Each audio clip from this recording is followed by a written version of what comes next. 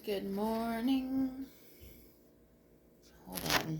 So we're gonna do the wheels of life.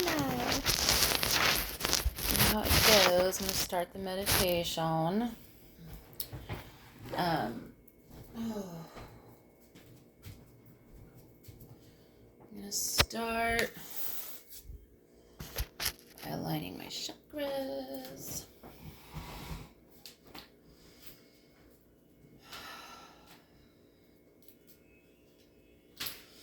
And then I'm going to clear the energy lines as much as I can. Okay. Here we go.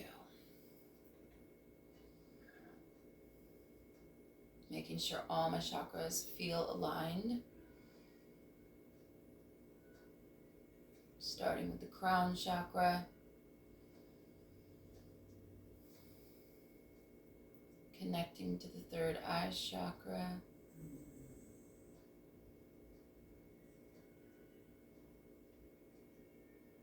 To the throat chakra. Heart chakra.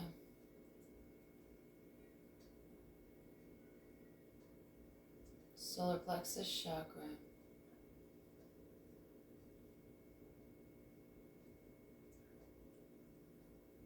Sacral chakra. Root chakra. Okay. Now we're going to do the lines. I'm going to start from the root, go up.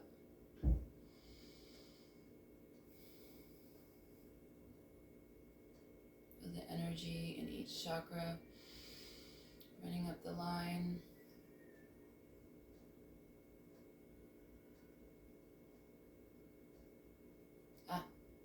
Pretty smooth today for that one. Now we're going to go down.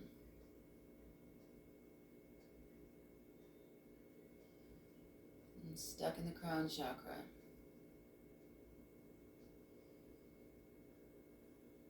There it goes.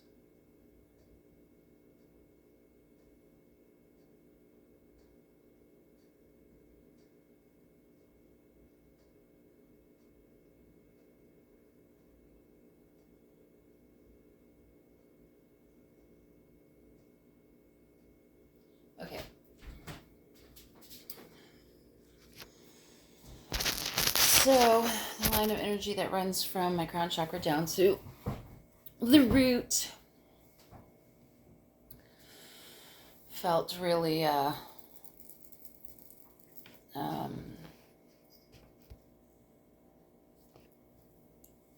felt clogged, for lack of a better word, today. I think it has to do with, so that's the energy line that creates manifestation, I believe. Thoughts going down into the ground, creating manifestation in your life. I think that has to do with some news I received yesterday. Kind of shakes my world up a little bit, having me in the mode of decision making. But what I've learned through this work is to not make any impulsive decisions. That my faith in the universe and my faith and trust of the divine plan allows me to understand that if I continue to stay centered, work on myself, live in the moment, do things I enjoy every day, stay grounded, the path will be made clear for me. So anyway, let's begin our root chakra opening meditation. Spectacles engaged. Okay. Opening meditation.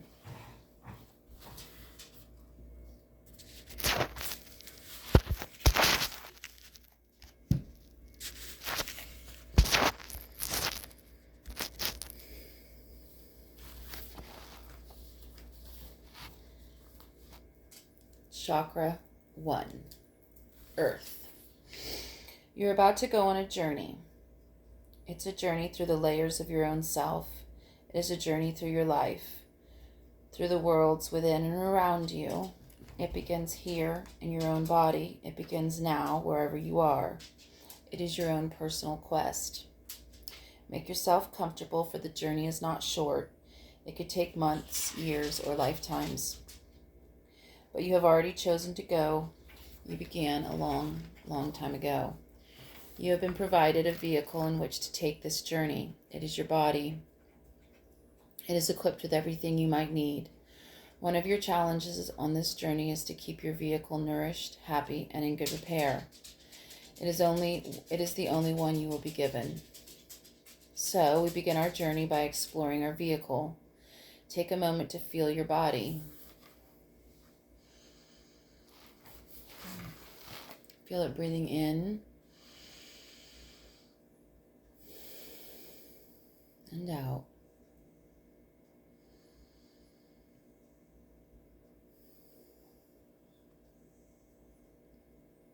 Feel your heart beating. Feel inside the moisture of your mouth, the food in your belly, the sensation of cloth on your skin. Explore the space your body occupies. Height, width, weight. Find the front and back, top, bottom, and sides. Begin a dialogue with your body so that you may learn its language. Ask your body how it feels. See if it is tired or tense. Listen to the answer. How does it feel about going on this journey? You have been given a vehicle for this journey, but it is not something you have, it is something you are. You are your body. You are a body living a life in this physical world. Getting up in the morning, eating, going to work, touching, sleeping, bathing. Feel your body going through its daily routines. See the number of interactions it has with the outside world in a day. Notice the interchange of hands, touching doors, steering wheels, other hands, papers, dishes, children, food, your lover. Think about how your body has grown and learned and changed over the years. What has it become to you? Do you ever thank it for taking care of you? Thank you, body, for taking care of me. Thank you, thank you, thank you.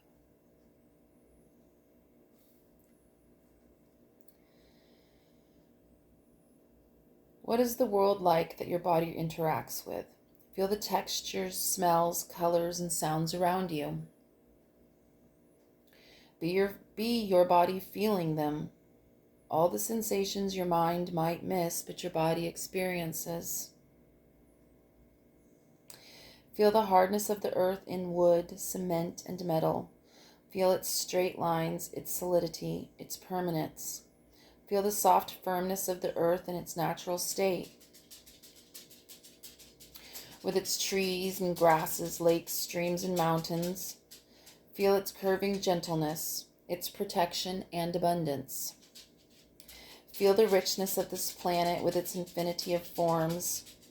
Feel its immensity, its solidity, and how it supports you as you sit in your place on it, reading this book. The planet is a vehicle too. It takes us through time and through space. Feel the earth as a central unified entity, a living body just like you, with an infinity of cells working together as a whole. You are a cell in this great body, part of Mother Earth, one of her children.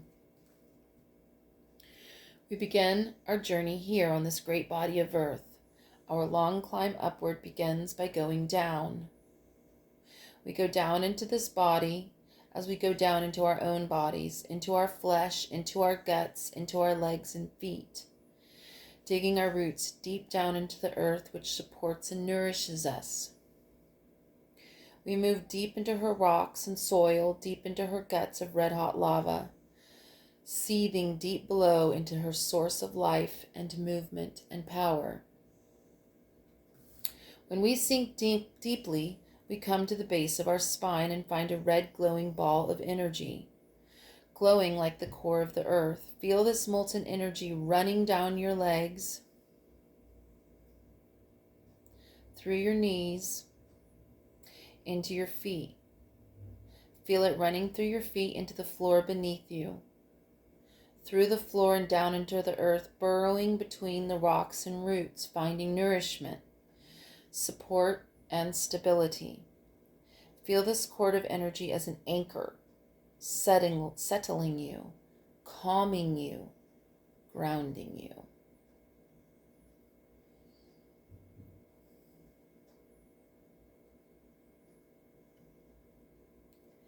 You are here, you are connected, you are solid, but you are molten inside. Deep within your roots, you find your past, your memories, your primal self. Your connection here is simple, direct. You remember your heritage, your ancient self as a child of the earth. She is your teacher. What is this matter that comes from the earth?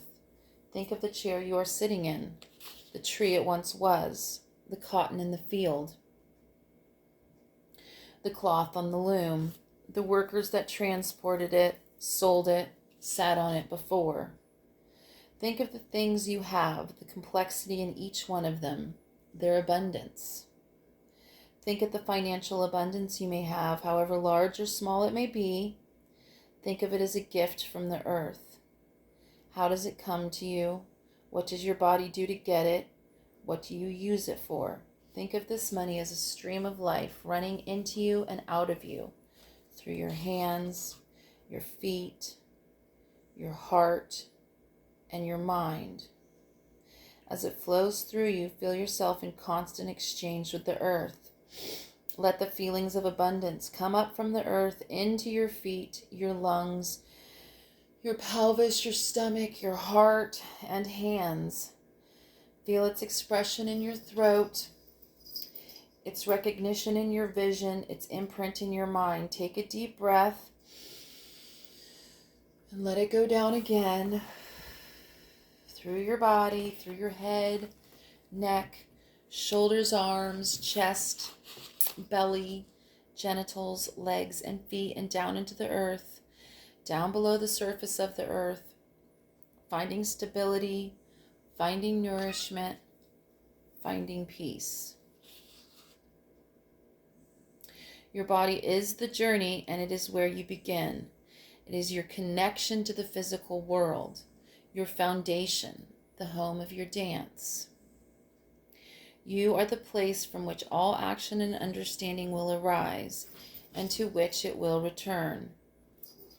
Roxy, leave Romeo alone. Animal conflict. Here comes Skylar. Sorry, let's see.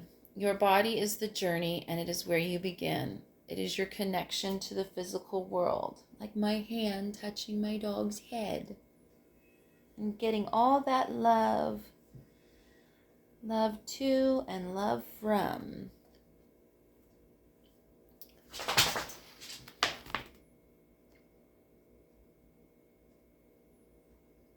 Okay, so your body is the journey, and it is where you begin. It is your connection to the physical world, your foundation, the home of your dance.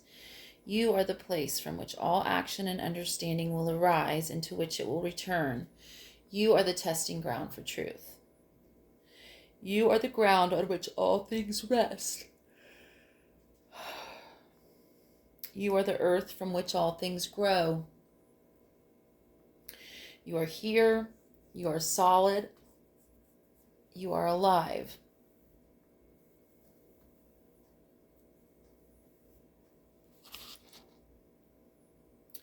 You are the point from which all things begin. Okay, so now we're going to read the next chapter, which was, did we read that one? The body. Okay. Oh, I like the way it starts.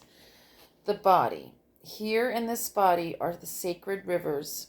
Here are the sun and the moon, as well as the pilgrimage places. I have not encountered another temple as blissful as my own body. That's by Saraha Doha. Just as our houses are homes for our body is home for our spirit. While attention may wander to distant places, we still return to the same bundle of flesh and bones throughout the entirety of our lives. Our bundle may change dramatically in the course of a lifetime, yet it is still the one and only home we will have throughout life. As our body interacts with the world, it becomes our personal microcosm of that world. The task of mastering the first chakra is ultimately to understand and to heal the body. Learning to accept our body, feel it, validate it, love it, these are the challenges that await us here. The language of the first chakra is form, and our body is the physical expression of our personal form. As we examine the form by look, touch, movement, or inner sensation, we learn the language our body speaks and discover ever deeper parts of ourselves. Each chakra brings us a level of information. The body is the hardware through which the information is received, as well as the hard copy of all the data and programming within us. Etched in the flesh and posture of the bones are our pains and joys. Coded within our nerve impulses are our needs and habits, memories and talents. Within our genes is our ancestry. Within our cells, the chemistry of the food we eat. As our heart beats out our rhythm, our muscles mirror out daily activities. To understand the body, we have to be the body. We have to be its pain, its pleasure, its fear, and its joy. To see the spiritual being as separate is to cut ourselves off from our ground, our root, our home. We become less than whole, split, out of touch with the information our bodies can communicate. This is not to deny the philosophies that state you are not your body but something more, but to enhance them. We are our bodies, and through that understanding we become something more. We become grounded, all here in touch with all that goes on around and inside of us. We more fully experience the spiritual and emotional parts of ourselves for which the body is a vehicle. Our body is made up of trillions of tiny cells, which by some miracle hang together into one composite whole. Like a gravitational field, the first chakra draws matter and energy toward itself, while various levels of consciousness organize them into a working whole. Accepting the body is accepting the central integrating structure that unites our many divergent parts. It is the container for the soul. Our body expresses our life. If our shoulders feel burdened and heavy, our body is telling us we carry too many burdens. If our knees don't want to support us, our body is telling us we don't have adequate support in our life. Or perhaps that we are lacking flexibility. If our stomach has chronic pain, there is something in our life that we can't stomach. An exercise I often do with clients who are beginning body work is to write a statement for each part of their body, beginning with the words, I am or I feel. If they are speaking for the neck and their neck is cramped, they write, I am cramped. If the knees feel weak, they write, I feel weak. I then read back all the statements from the body as a whole without defining what part it came from. These turn out to be statements about how they feel about themselves as a whole in their life at the time.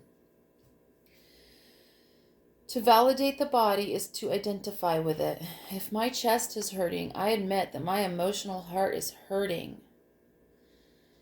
And it's hurting today. For me, that is a true statement. My back is pinched, so I feel pinched.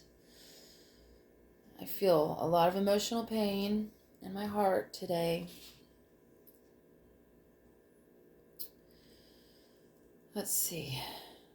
To consolidate ourselves at this level, we must make peace with our body so that we can then be at peace in our body.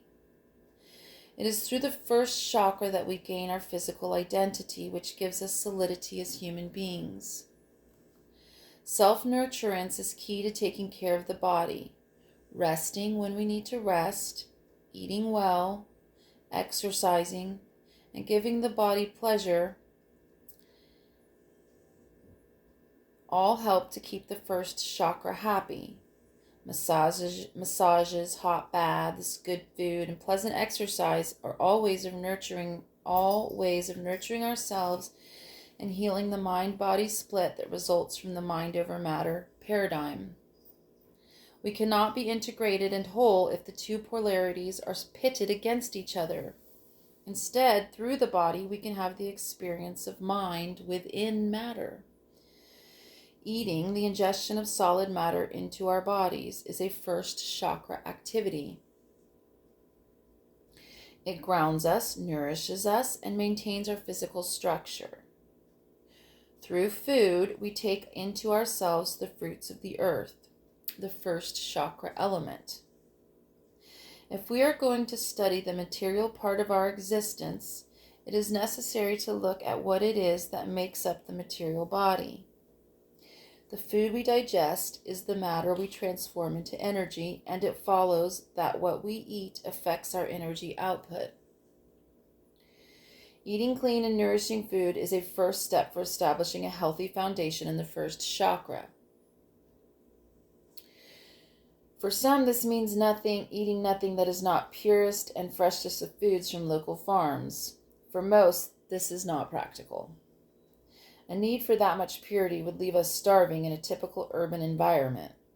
The most we can hope for is to be conscious of what we eat, avoiding heavily processed foods that are rich in refined sugars, and empty foods without nutritional benefits are a beginning for anyone who wishes to strengthen the health of their body and their first chakra. One can still be malnourished while eating entirely out of the health food stores. Natural foods do not always imply a balanced diet. A balance is of even greater importance than purity. The intricacy of human nutritional needs is far too complex to include here. It is of service to your first chakra to read a book about nutrition. It is surprising how many people do not consider this a necessity when eating is such a basic function in our lives. If we use our bodies for 90 years without reference to its owner's manual, no wonder they break down. Food and the chakras. So I'm going to read this. Okay, so I'm going to read a couple pages over to this recording. Food and the chakras. As culture and consciousness continue their inevitable evolution, it is only natural that our physical state is changing too. As our physical state changes, so must our eating habits. However, those who think they can eat their way to enlightenment may find the path slow and arduous. The proper diet for expanding consciousness cannot be prescribed as a generalization for anyone. The diet one chooses should fit his or her needs, goals, and body types. If you weigh 220 pounds and labor all day on the construction site, you have different needs than the 99-pound secretary who sits in an office. Most commonly, a vegetarian diet is recommended for developing sensitivity and raising consciousness to higher states. Yet this diet is not for everyone and can be harmful if nutritional balance is not maintained. Food has basic vibrational qualities, which are above and beyond their nutritional makeup. Food prepared by a loving family Food prepared lovingly by a family member is far more beneficial than food prepared by someone who hates her job in a fast food restaurant. Various types of food have different vibrational qualities as well and can be roughly corresponded to the various chakra levels as follows. Chakra 1, meats and proteins. From flesh to flesh, meat is probably the most physically oriented food you can eat. Meat takes longer to digest than most other foods and therefore stays in the digestive tract longer. For this reason, it occupies energy in the lower part of the body, often limiting and dominating energy that might otherwise flow toward the upper chakras. Meats and proteins are good foods for grounding. Too much of them, however, leaves the body sluggish and overly tamasic. And tamas is part of the 3 chords, remember. If, on the other hand, one feels weak, disoriented, or out of touch with his body and the physical world, a good meal of fleshy foods can do much to ground him. It is not necessary to eat meat to be grounded. It is the protein that is most important for the structural tissue associated with the first chakra. A vegetarian diet with proper protein can provide enough foundation food to keep the first chakra happy. It is then important to eat foods as tofu, beans, nuts, eggs, and dairy products. Chakra 2, liquids. Chakra 2 is associated with water, therefore pointing to liquids. Liquids pass through the body more quickly than solids and help cleanse the body and keep the kidney from becoming overloaded with toxins. Juices and herbal teas can aid the cleansing process. We must have enough liquid to remain healthy. Chakra 3, starches. Starches are an easily converted energy food related to the fire element of the 3rd chakra. Starches that come from whole grains rather than processed flours are assimilated by the body more slowly and more thoroughly. More quickly absorbed foods such as simple sugars or stimulants also provide energy, but prolonged use of them depletes the general health of the 3rd chakra. Addiction to energy foods shows an imbalance in the 3rd chakra. Sugar addiction can point to, as well as cause, 3rd chakra imbalance. Chakra 4, heart. Vegetables. Vegetables are a product of photosynthesis, something that our bodies are incapable of producing. Vegetables trap the vital energy of the sunlight, as well as good balance from the earth, air, fire, and water, and light. As well as good balance from the earth, air, fire, which is the sun, and water. Vegetables are a product of cosmic and earth processes in natural balance, reflecting the balanced nature of our heart chakra. In the Chinese system, they are neither yin nor yang, also representing the balance and neutrality characteristic of this chakra. Chakra 5, fruits. Fruits are said to be highest on the food chain because when ripe they drop to the ground and do not require the killing of plants or animals to harvest them. Fruits are rich in vitamin C and high in natural sugars. They pass through the chakra system the most quickly and are of all solid foods and leave the energy free to travel to the upper chakras. Chakras 6 and 7. It is more difficult to recommend foods for the higher chakras as they are not linked with bodily processes, but with mental states. Certain mind-altering substances, such as marijuana or psychedelic drugs, are known to affect these centers, sometimes beneficially and sometimes not. In relation to food, fasting is most relevant to the upper chakras. Note, it must be understood that more ingestion of meat will not make someone automatically grounded, nor will a diet of pure vegetables open a heart chakra that is otherwise closed. The objective is to obtain a balance among the chakras, and balance within a person's diet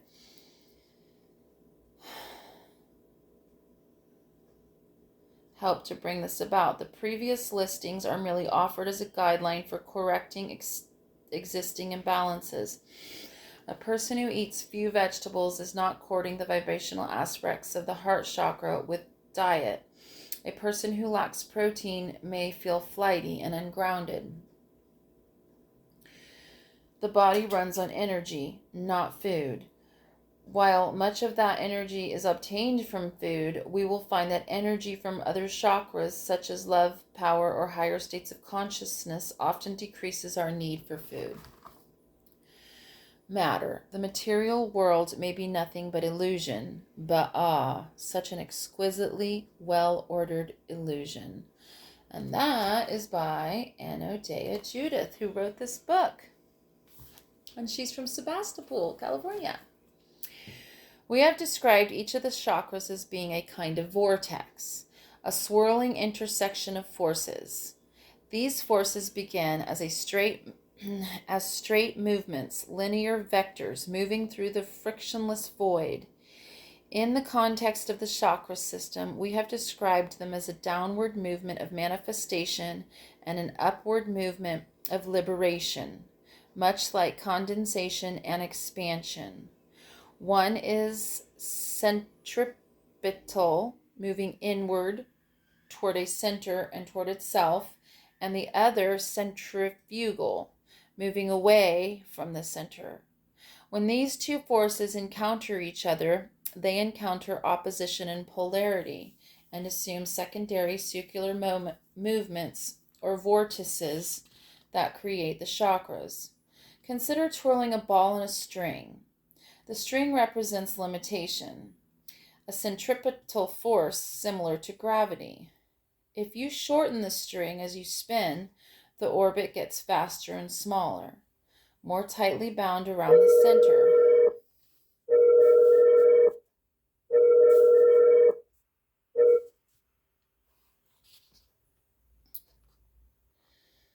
Sorry about that. Let's see what happened. What's going on here?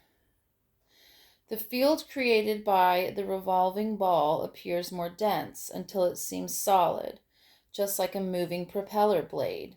Shortening the string is analogous to increasing the gravitational field. The greater the mass of body, the stronger its field of gravity, and the more it will attract other bodies. Materialization occurs when there are enough forces of similar nature